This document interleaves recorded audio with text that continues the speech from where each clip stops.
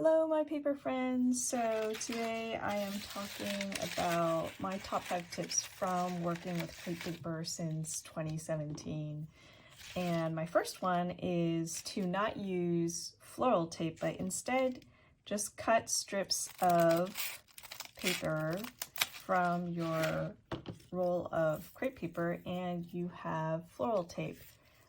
Using this sort of self-made crepe paper floral tape along with glue is actually much more stable and much easier to work with in the long term than trying to mess around with floral tape. So that's a super easy one.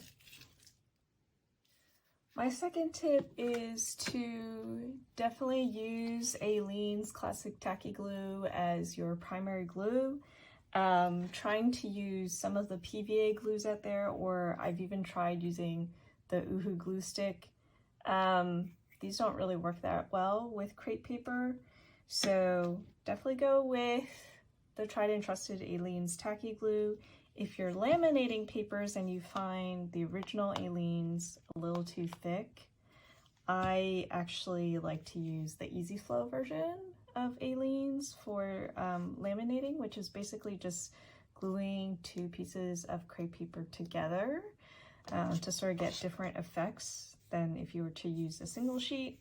And then for Asian art papers, I like to use the Yamamoto sticking paste, and I will throw links to this in my video.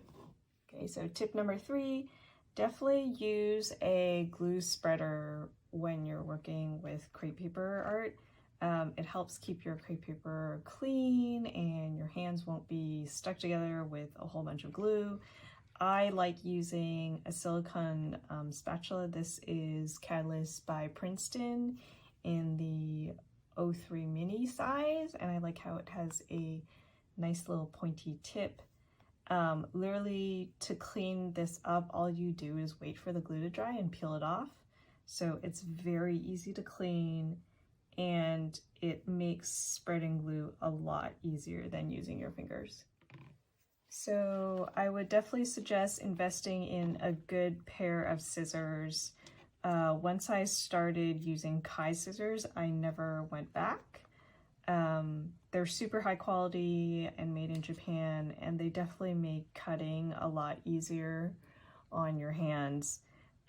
So I use the V5135, which is this little one, as well as the V5210. You can see they've definitely gone through some wear, but they still cut wonderfully.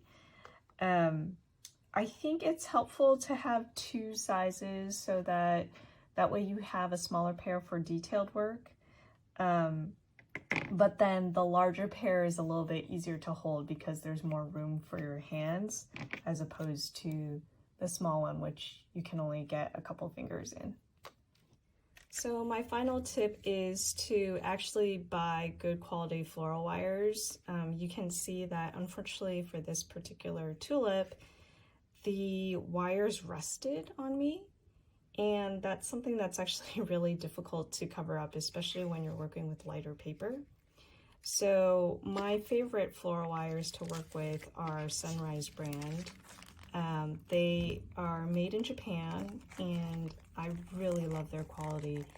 You can see that I use a lot of their 26 gauge in white, light green, and dark green. And I also tend to use their 18 gauge as sort of my main stem wire for support. This is very solid and really easy to work with. So if you enjoyed this video and found it helpful, please like, subscribe, and comment. It really helps my channel grow.